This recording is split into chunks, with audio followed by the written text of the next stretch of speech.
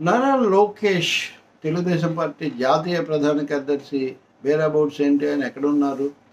దీని మీద తెలుగుదేశం కాకుండా వైసీపీ సోషల్ మీడియాలో రకరకాలవి రావటం, ఆయన ఏదో అమెరికాలో అరెస్ట్ చేశారని ఒక విధమైన చౌకబారు వ్యాఖ్యానాలు ఇవన్నీ ఎవరు ఆ చెప్పేవాళ్ళు కూడా నమ్మకపోయినా వాటిని చెప్తూనే వచ్చారు. ఆయన విమానాశ్రయంలో నిన్న మాట్లాడారు. ఆ తర్వాత ఈరోజు గుంటూరులో కూడా వాళ్ళ పార్టీ కార్యాలయంలో గల్లా జయదేవ్ వీడ్కోలు సభలో వీటన్నిటిలో మాట్లాడారు. ఇక్కడ ఆసక్తికరమైనది ఏంటంటే, ఒకటి ఆ గల్లా జయదేవ్ సభలో లోకేష్ మాట్లాడిన దాంట్లో ఒక విషయం చెప్పారు. అంటే జయదేవ్ చేసిన సేవలు అవన్నీ చెప్పడంతో పాటు పార్టీలో, అంటే తమ పార్టీలో రిఫార్మ్స్ తీసుకొని రావడం కోసం జయదేవ్ అనేక సూచనలు చేసేవాళ్ళు, వాటిలో కొన్ని అమలు చేశాము, అనేకం అమలు చేయలేకపోయాము, వాటిని కూడా చేస్తాము అని. అంటే తెలుగుదేశంలో ఇప్పటివరకు చంద్రబాబు టీం ఆధ్వర్యంలో జరుగుతున్న వాటిని కొంత మార్చాలి, ఇవి కాలానికి ఇప్పటి పోటీకి వైసీపీ దాడులకు తగినట్టుగా లేవు అనే అభిప్రాయం లోకేష్కు ఆయన సహాయకులకు ఉన్నట్టు కనిపిస్తుంది. వాళ్ళ ఆ విధమైన ప్రత్యామ్నాయ ప్రతిపాదనలు కూడా చేస్తుంటారు, కానీ చంద్రబాబు వాటిని వెంటనే చేయరు, చాలా ఆలస్యం చేస్తుంటారు, మరీ ఎక్కువ సాగదీస్తుంటారు అనే ఒక అభిప్రాయం ఆ పార్టీలో ఆయన అభిమానులకు సహచరులకు కూడా ఉంది. దాన్ని అలా పక్కన పెడితే లోకేష్ కాన్సన్ట్రేషన్ ఇప్పుడు మంగళగిరి మీద పూర్తిగా ఉంది. గతసారి ఆయన చాలా స్వల్ప తేడాతో ఓడిపోయారు.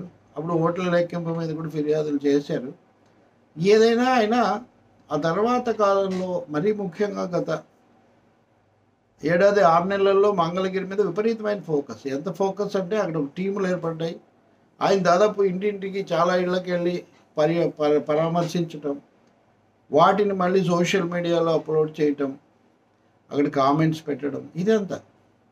ఇంకా ఏదైనా శిబిరాలు నడపటం, ఎక్కడన్నా బస్ షెల్టర్లు ఇట్లాంటివి ఏర్పాటు చేయడం. ఒకటి కాదు, ఒక ఆశ్చర్యం వేసింది అక్కడ అంటే, ఒకవేళ పార్కులు ఇట్లాంటివి కావాలని స్థానికంగా కోరుకుంటే కొన్ని స్థలాలు తీసుకొని లీజుకో తీసుకొని, లేదా వాళ్ళని ఒప్పించి, లేదా కొన్నిసార్లు 1-2 చోట్ల కొనుగోలు కూడా చేసి మరి పార్కులు లాంటివి కూడా ఏర్పాటు చేయాలి. అంటే ప్రజలకు చాలా దగ్గరగా ఉండి స్థానిక అవసరాలు వీటిని అందుకున్నాడు. ఓడిపోయినా కానీ ఇక్కడే ఉండి అన్నీ అందుకున్నాడు.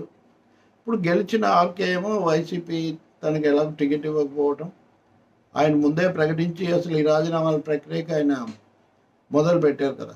కాబట్టి ఆయన చేయనప్పుడు మేము చేసాం.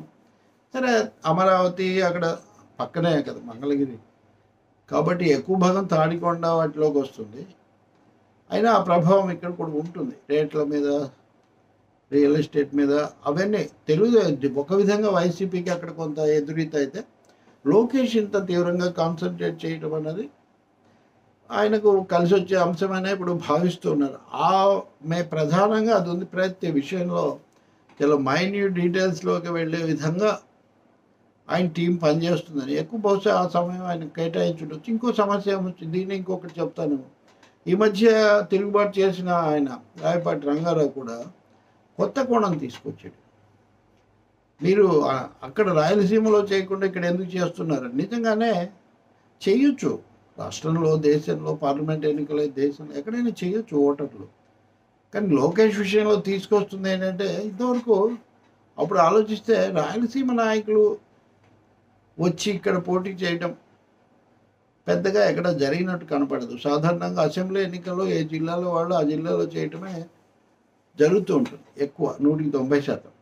పార్లమెంట్ అంటే అక్కడ ఇక్కడ కూడా చేస్తారు, దేశంలో ఏ రాష్ట్రంలో అయినా చేస్తారో. ముఖ్యంగా జాతీయ స్థాయిలో పనిచేసేవాళ్ళు, రాష్ట్ర స్థాయిలో చేసేవాళ్ళు కూడా ఎక్కడైనా. ఇప్పుడు ఎన్టీఆర్ లాంటి వాళ్ళు 3 చోట్ల 2 చోట్ల గెలిచిన వాళ్ళు గెలిచారు, ఓడిపోయారు కూడా జరిగింది. కానీ ఇతరత్ర చూస్తే సాధారణంగా అయితే మటుకు ఒకసారి రంగా కూడా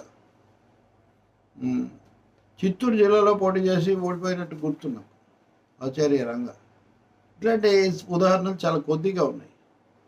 కానీ రాయలసీమను వదిలి ఇక్కడ ఎందుకు పోటీ చేస్తున్నారు అని మాజీ తెలుగుదేశం నాయకుడు ఒక ఆయన ప్రశ్నించడం కూడా ఉంది. ఈ పరిస్థితుల్లో ఇంకా ఫోకస్ చేయాలి, రాజధాని కేంద్రం కాబట్టి మాజీ మంత్రిగా, చంద్రబాబు నాయుడు కుమారుడుగా ఎక్కువ శ్రద్ధ పెట్టాలని ఆయన భావించినట్టు కనిపిస్తుంది. ఇంకా ఈ పరిస్థితుల్లో భవిష్యత్తులో కూడా ఆయన ఇతర చోట్ల తిరగడం కంటే ఇక్కడే ఉండొచ్చు. ఇంకా చివరి పాయింట్ ఏంటంటే, యాంగిల్ ఏంటంటే, ఈ మధ్య పవన్ కళ్యాణ్ తమకు తెలుగుదేశంకు మధ్య దాంట్లో లోకేష్ మాట్లాడిన మాటలు, అంటే ఉప ముఖ్యమంత్రి పదవి కూడా మా పొలిట్ బ్యూరోలో చర్చించి నిర్ణయిస్తామని చెప్పటం. అది ఏ ఉద్దేశంతో చెప్పినా సరే దాని ముందు కొంచెం సానుకూలంగా స్పందించలేదు, సమగ్రంగా స్పందించలేదనే అభిప్రాయం తప్పకుండా ఉంది. అది సరిగ్గా లేదు అది అని. దాని మీద ఫోకస్ అందరు దాని గురించి అడుగుతారు. ఈ రీత్యా కూడా కొంచెం నలుగురు మీడియాను కలుసుకోకపోతే మెరుగని అనుకొని ఉండొచ్చు.